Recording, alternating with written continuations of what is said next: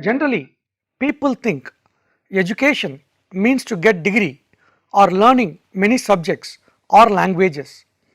But the word education is derived from Latin word educare, which means to lead out or to draw out. Education is basically a social process which involves how the student develops as an individual and in group relations. The aim of education is to make human beings civilized.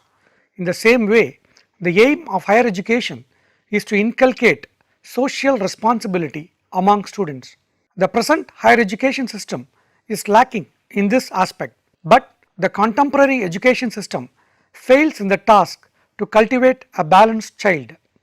Indian higher education is at crossroads. Many problems are arising due to globalization and liberalization. Hence, our teaching faculty has to be trained to enrich the skills of teaching. Teaching is not mere by transferring the information to the students, it is something beyond that. Social services activities in colleges have to be increased to develop social responsibilities among students. Students should take interest in societal activities along with their studies, and in doing so, the teaching community also has a pivotal role to play. Tagore did not write any educational philosophy in particular. They are dispersed in his writings and educational experiments at Shantiniketan. He visualized nature as the real teacher, but associated to the cultures of the wider world, predicated upon pleasurable learning and individualized to the personality of the child. In Tagore's philosophy of education, the aesthetic development of the senses was as important as the intellectual. With his broad vision, Rabindranath foresaw the coming of the global village and the need to educate children in a way that roots them in their own cultural history, yet enables them to personally identify with other races and cultures. Gurudev argued that education should seek to develop sensitivity in a child through a direct experience of nature when her or his consciousness is at its freshest level. He recognized early childhood as the most critical time for developing empathy and the ability to connect with one's surroundings. Tagore's progressive educational philosophy is largely forgotten today. He wrote about many ideals for education, but his ideals have not found their way into Indian schools. According to Tagore, if we want to give proper education to the students, we should teach them well right from the beginning when they are very young. But in India, it is not like that, because the teachers who teach the students of primary schools are not well trained for the job. He wrote that they knew neither good English nor their mother tongue, and the only work they could do was mistreating students. Tagore was against the heavy load of books and bags students had to carry to the school. Tagore notices that at the very starting age of the life of a student, his or her parents keep a lot of burden of bags and books on his or her shoulders. He wrote, from childhood to adolescence and again from adolescence to manhood, we are coolies of the goddesses of learning, carrying loads of words on our folded backs.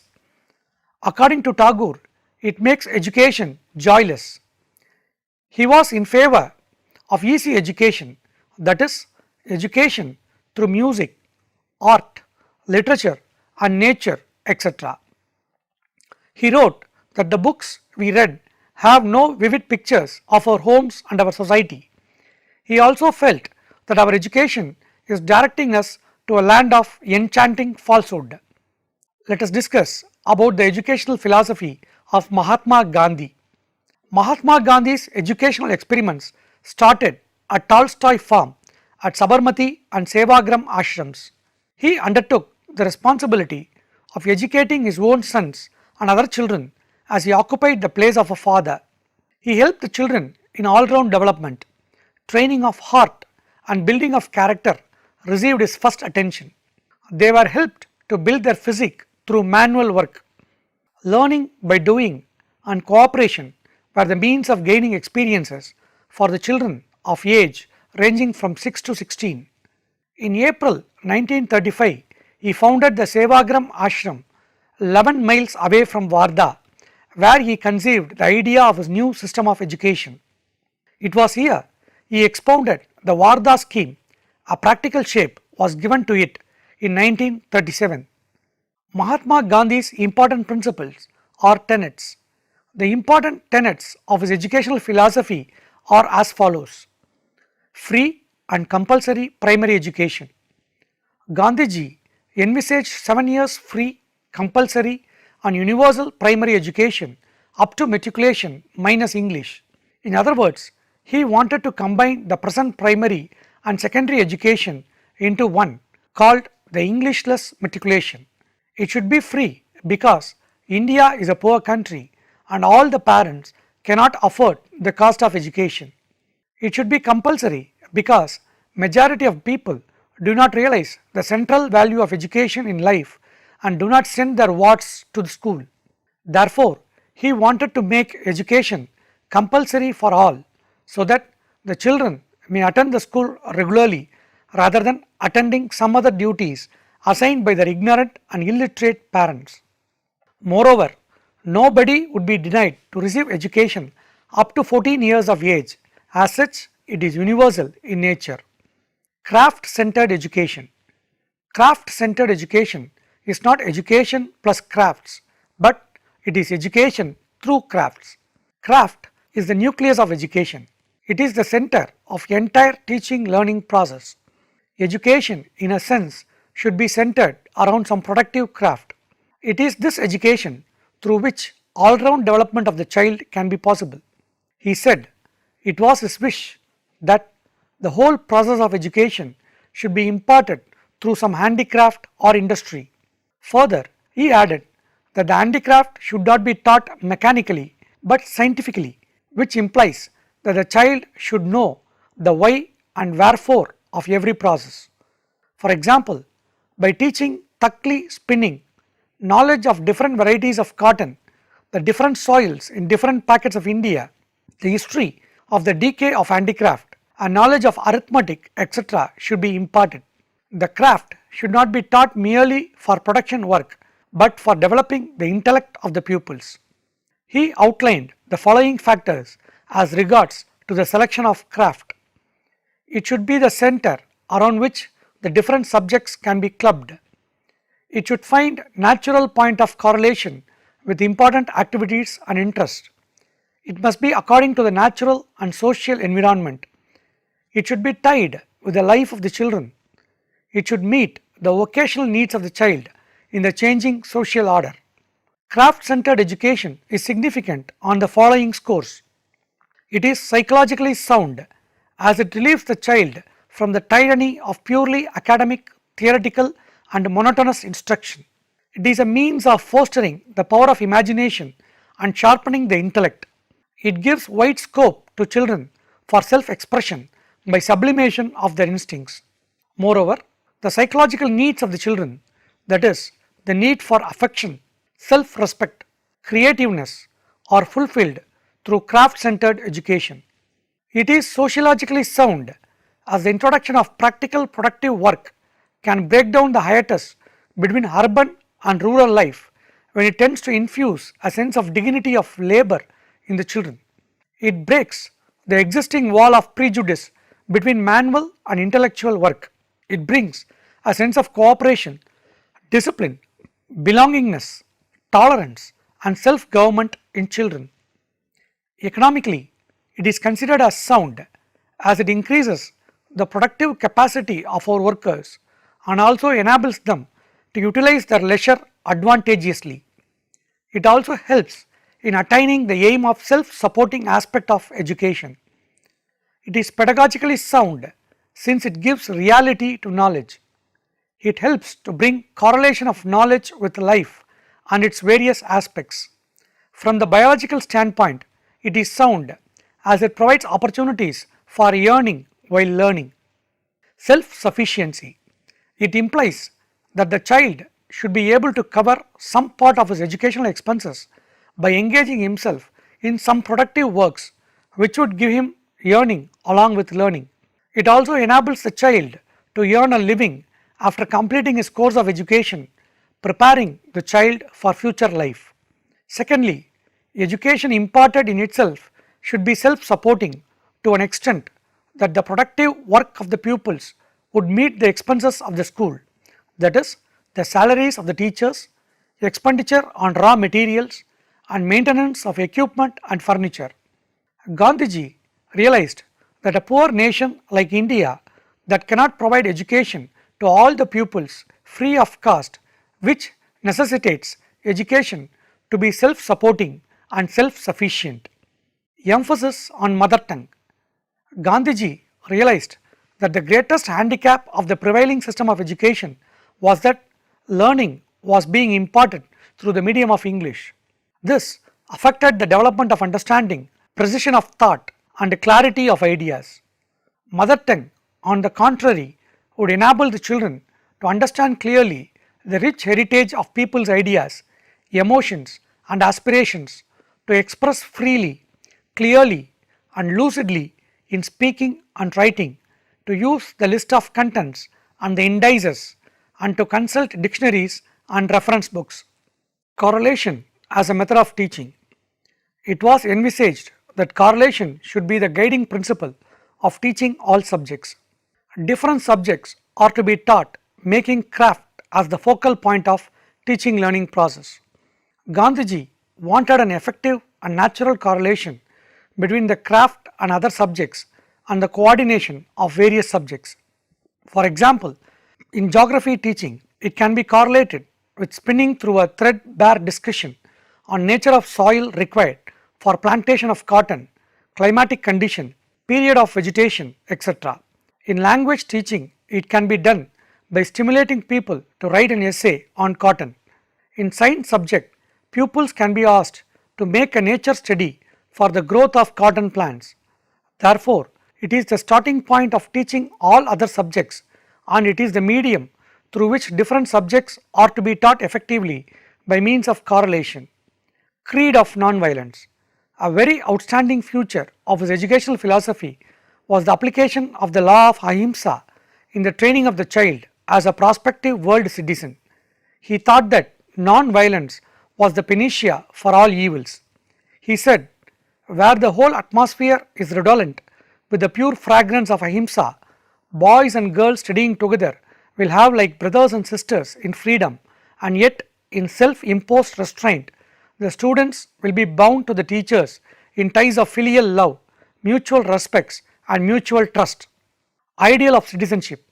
Gandhiji wanted to make children right type of citizens, endowed with civic sense, conscious of one's own duties and rights, responsibilities, and opportunities. This would be possible by his new indigenous system of education. Education should therefore be directed to conform to the standard of citizenship.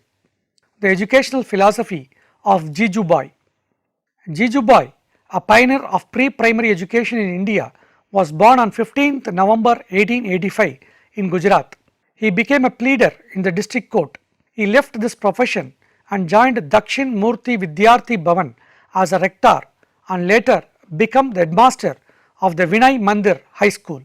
During this time, he observed students and teachers closely, but it was the world of little children that was beginning to intrigue and allure him. He finally resigned from the high school to start Bal Mandirs. Gigubhai's experiment in the area of child education was influenced by the writings of Madame Montessori, who was working in the same field about the same time. Gigubhai had an intense love for children. His philosophy is based on the following observations made by him. Heaven is in the happiness of the child. Heaven is in the health of the child. Heaven is in the pleasure of the child. Heaven is in the playful innocence of the child. Heaven is in the songs and humming of the child. The essence of Bal Mandir. The word Mandir has specific connotation of child worship. Gigubhai coined the slogan Baladev Baba, meaning worship of the child. The educational principles of Bal Mandir are: education should be child or learner centered. Child's sanctity should be kept intact. Healthy environment should be provided to the learner. There should be maximum involvement of the child in the teaching learning process. Child should learn in an environment which is full of love and understanding of the child. Child should learn by living. Child should learn by doing. Let us see about the educational philosophy of J. Krishnamurti, who stressed on freedom in learning situations.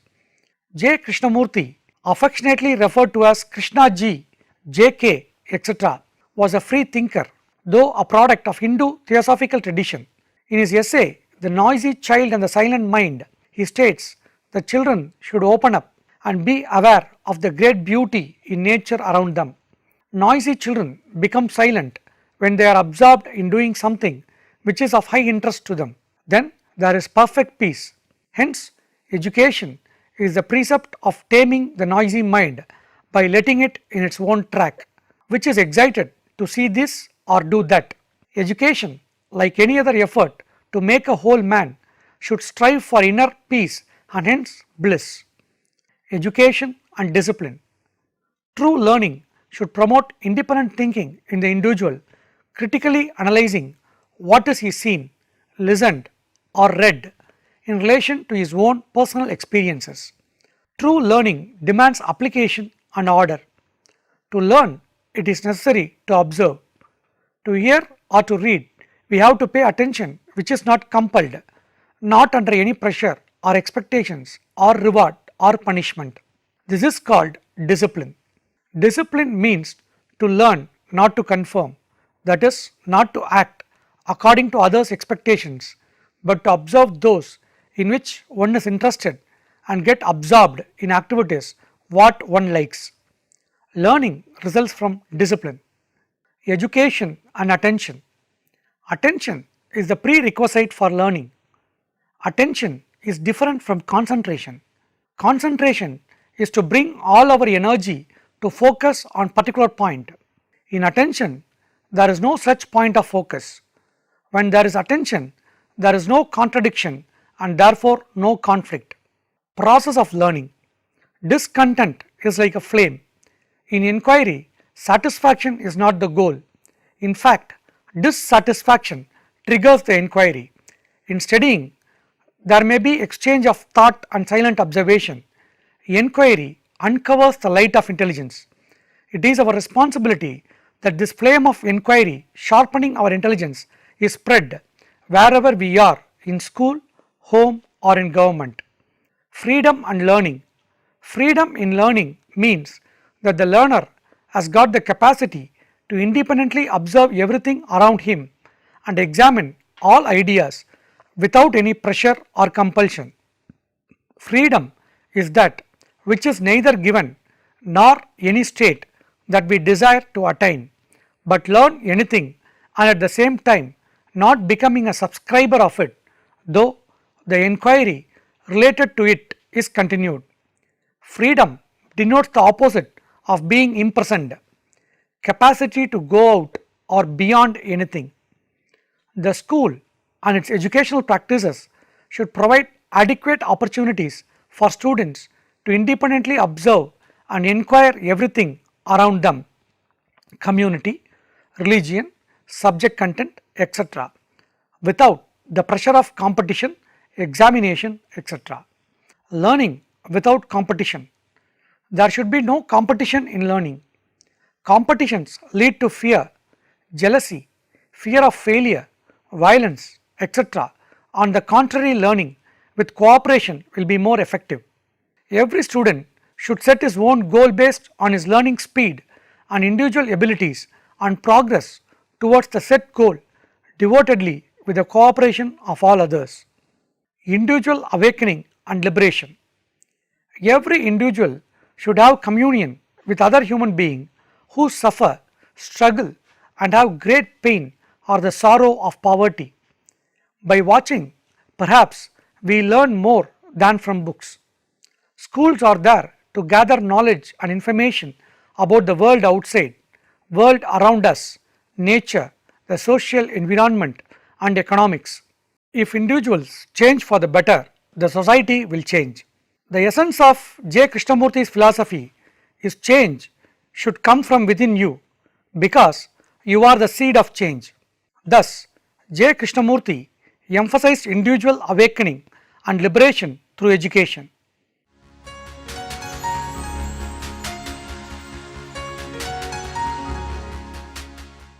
Dear viewers, in this lesson, we have seen so far on the progressive educational thought in the Indian context of philosophers Tagore, Gandhi, Gigubhai and Krishnamurt. Thank you.